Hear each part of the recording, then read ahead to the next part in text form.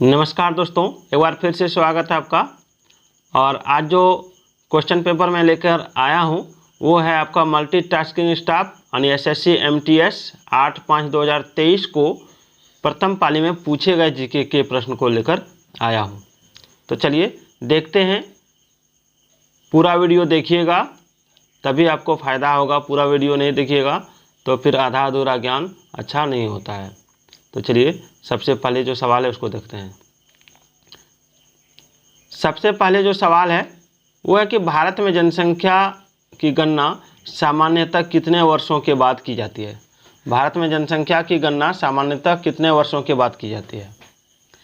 आपका ऑप्शन है 15, 20, 5, 10। तो देखिए इसका राइट आंसर हो जाएगा ऑप्शन डी, 10 वर्षों में। कितने वर्षों में? 10 वर्षों में। और याद रखिएगा कि सबसे पहले, ठीक है, पहली बार जनगणना 1872 ईस्वी में की गई थी। ठीक है, 1872 ईस्वी में। उसके बाद 1881 में किया गया और फिर उसी से किया जा रहा है, याद रखिएगा।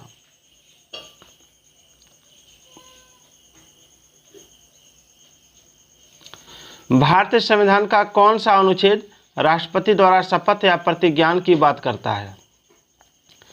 कौन सा ऐसा अनुच्छेद है जो राष्ट्रपति द्वारा शपथ या प्रतिज्ञान की बात करता है? तो इसमें आंसर हो जाएगा अनुच्छेद 60। अनुच्छेद 60, ठीक है। और अनुच्छेद 72 जो है, अनुच्छेद 72 है राष्ट्रपति की क्षमादान इत्यादि की शक्ति तथा कुछ मामलों में दंड, देश के निलंबन, परिहार या लघुकरण की शक्ति। और अनुच्छेद 45 जो है ये सभी बच्चों को 14 वर्ष की आयु पूरी करने तक निःशुल्क और अनिवार्य शिक्षा देना, इस अनुच्छेद 45 में इसका उल्लेख है। और अनुच्छेद 56 देख रहे हैं, अनुच्छेद 56 में राष्ट्रपति का कार्यकाल के बारे में उल्लेख है। चलिए अगला है रानी की वाव। रानी की वाव यानी रानी की बावड़ी किस नदी के तट पर स्थित है? तो रानी की बावड़ी किस नदी के तट पर स्थित है ये पूछा गया। तो इसका आंसर हो जाएगा सरस्वती नदी। सरस्वती नदी। रानी की बावड़ी सीढ़ीनुमा कुआं है जो गुजरात के पाटन में सरस्वती नदी के तट पर स्थित है और इसका निर्माण सोलंकी वंश का राजा भीमदेव प्रथम की स्मृति में उनकी पत्नी रानी उदयामती ने करवाई थी और इसे 2014 में यूनेस्को की विश्व विरासत सूची में शामिल किया गया है, याद रखिएगा।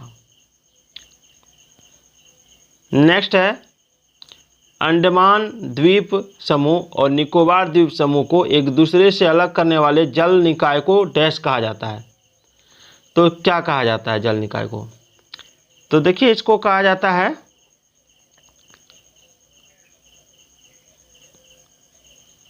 है 10 डिग्री जल संधि। 10 डिग्री जल संधि, याद रखिएगा। यानी इसको 10 डिग्री चैनल भी कह सकते हैं, याद रखिएगा। ठीक है। नेक्स्ट है महाद्वीपीय संहति मुख्य रूप से डैश एवं डैश जैसी खनिजों से बनी है। किससे बनी है? तो देखिए महाद्वीप संहति, ठीक है, ये आपका आंसर हो जाएगा सिलिका और एल्यूमिना।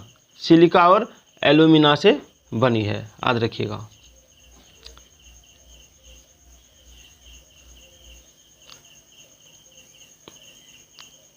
और अगर पूछा जाए कि महासागर की परपटी मुख्य रूप से किससे बनी है तो उसमें आंसर मारिएगा सिलिका और मैग्नीशियम, एकदम याद रखिएगा। चलिए नेक्स्ट देखते हैं। 12U2 समूह को डैश के नाम से भी जाना जाता है। 12U2 समूह को डैश के नाम से भी जाना जाता है। किस नाम से जाना जाता है इसको? तो देखिए इसको जाना जाता है आपका पश्चिम एशियाई क्वाड के नाम से। पश्चिम एशियाई क्वाड के नाम से, ठीक है। 12U2 इसमें भारत, इजराइल, संयुक्त राज्य अमेरिका और संयुक्त अरब अमीरात द्वारा गठित एक समूह है जिसे पश्चिम एशियाई क्वाड के नाम से भी जाना जाता है। और इसका गठन 2021 में समुद्री सुरक्षा, आधारभूत संरचना और परिवहन से संबंधित मुद्दों को संबोधित करने के लिए किया गया था। चलिए आगे बढ़ते हैं। नवरे एक चंद्र नव वर्ष है जो निम्नलिखित में से किस राज्य या केंद्र शासित प्रदेश में मनाया जाता है? तो देखिए इसका राइट आंसर जो हो जाएगा नवरे एक चंद्र नववर्ष है, तो ये हो जाएगा आपका ऑप्शन सी, जम्मू और कश्मीर में। नवरे एक चंद्र नववर्ष है जो केंद्र शासित प्रदेश जम्मू और कश्मीर में कश्मीरी पंडितों द्वारा मनाया जाता है और इसे चैत्र नवरात्रि के पहले दिन आयोजित की जाती है। चलिए आगे बढ़ते हैं। बहुत ही इम्पोर्टेंट क्लास चल रही है प्रीवियस ईयर पेपर का, SSC MTS GK GS previous year paper है ये, आपकी परीक्षा के लिए बहुत ही इंपॉर्टेंट होगी, पूरा वीडियो देख के जाइएगा। चलिए सवाल आप देख सकते हैं आपके स्क्रीन पर है। 8वां नंबर सवाल कि नवंबर 2022 में प्रधानमंत्री राष्ट्रीय शिक्षुता मेला डैश में आयोजित किया गया था। तो इसका जो राइट आंसर हो जाएगा वो क्या हो जाएगा? 199 जिलों में। युवाओं के लिए रोजगार के अवसरों को प्रोत्साहित करने के लिए नवंबर 2022 में प्रधानमंत्री राष्ट्रीय शिक्षुता मेला देश भर के 199 जिलों में आयोजित किया गया और इस मेले को कौशल विकास और उद्यमिता मंत्रालय द्वारा आयोजित किया गया। चलिए, भारतीय संविधान की 8वीं अनुसूची के अनुसार भारत में कितनी आधिकारिक भाषाएं हैं? तो देखिए, भारतीय संविधान की 8वीं अनुसूची में 22 आधिकारिक भाषाएं हैं। कितनी है? 22, याद रखिएगा। रोज फेडरर डैश खेल के एक प्रसिद्ध खिलाड़ी हैं। रोज फेडरर, तो देखिए रोज फेडरर लॉन टेनिस के एक प्रसिद्ध खिलाड़ी हैं, लॉन टेनिस, और इनका घर है स्विट्जरलैंड। ठीक है, याद रखिएगा। और उन्होंने सितंबर 2022 में टेनिस से संन्यास ले लिया है और फेडरर 20 ग्रांड स्लैम एकल खिताबों के विजेता रहे हैं। चलिए 11 नंबर सवाल है कि वर्ष 1835 के अंग्रेजों के शिक्षा अधिनियम के परिणाम स्वरूप डैश को डैश शिक्षा का माध्यम बनाया गया। देखिए, इसका जो आंसर हो जाएगा वो क्या हो जाएगा?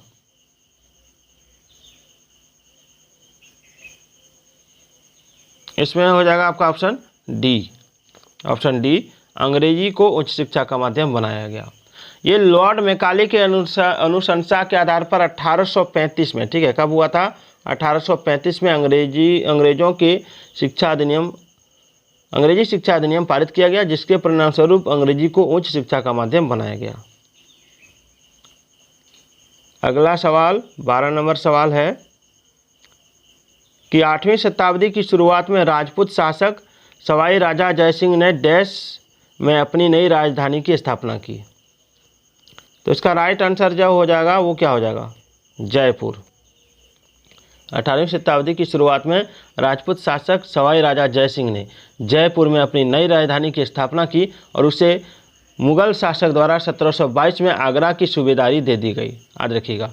और जयसिंह का प्रभाव दिल्ली से लेकर नर्मदा के तट पर फैला हुआ था।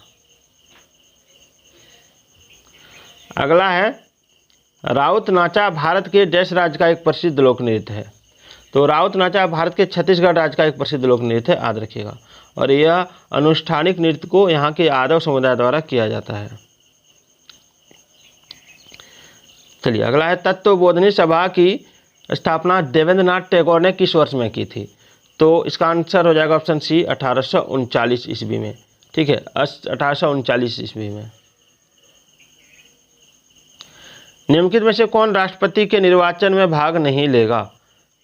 तो राष्ट्रपति के निर्वाचन में कौन भाग नहीं लेगा? तो राज्य विधान परिषद के निर्वाचित सदस्य, और ये तीनों भाग ले लेंगे। राष्ट्रपति के निर्वाचन में लोकसभा सदस्य, राज्यसभा सदस्य और राज्य के विधानसभाओं के निर्वाचित सदस्य लेते हैं। किस संस्था का संबंध भारत में गरीबी रेखा के आकलन से है? तो देखिए, गरीबी रेखा के आकलन से जिस संस्था का संबंध है वो है आपका राष्ट्रीय नमूना सर्वेक्षण संगठन, याद रखिएगा, यानी NSSO। ठीक है, जिसका संबंध भारत में गरीबी रेखा के आकलन से है और इसकी स्थापना 1950 में हुई थी।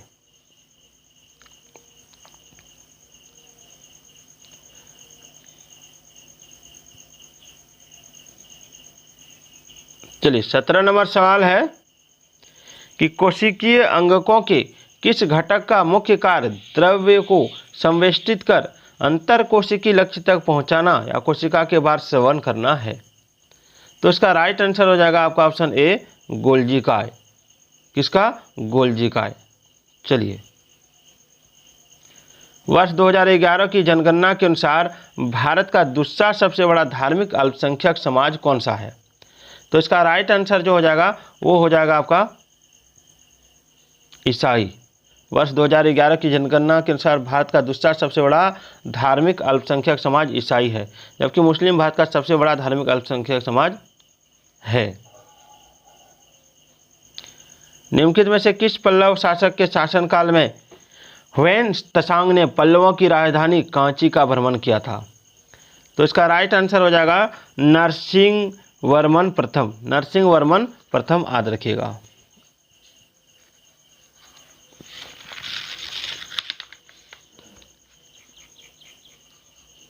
चलिए नेक्स्ट क्वेश्चन। प्रसिद्ध भारतीय संगीतकार उस्ताद अलाउद्दीन खां का संबंध निम्न में से किस वाद्य यंत्र से है? तो इनका वाद्य यंत्र था अलाउद्दीन खां का सरोद। क्या था? सरोद याद रखिएगा। और उन्हें 1958 में पद्म भूषण पुरस्कार से सम्मानित भी किया गया है। केंद्रक एवं कोशिका झिल्ली के मध्य एक जेली के समान मौजूद पदार्थ को क्या कहते हैं? तो केंद्रक तथा कोशिका झिल्ली के मध्य एक जेली के समान मौजूद पदार्थ को कोशिका द्रव्य कहते हैं। भारतीय क्रिकेट कंट्रोल बोर्ड बीसीसीआई की स्थापना सन डैश में हुई थी। बीसीसीआई की स्थापना कब हुई थी? तो बीसीसीआई की स्थापना 1928 में हुई थी, भारतीय क्रिकेट कंट्रोल बोर्ड की। याद रखिएगा। विद्युत धारा के प्रवाह को रोकने या प्रारंभ करने के लिए परिपथ को तोड़ने अथवा पूरा करने के लिए किस युक्ति का यानी किस डिवाइस का प्रयोग किया जाता है? तो देखिए इसका राइट आंसर हो जाएगा स्विच का। किसका? स्विच का।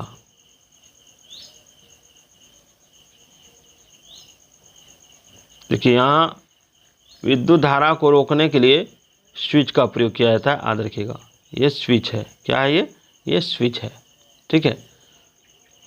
चलिए, गेहूं की खेती किस प्रकार की मृदा में सर्वोत्तम ढंग से होती है? तो गेहूं की खेती जो है ये हो जाएगा आपका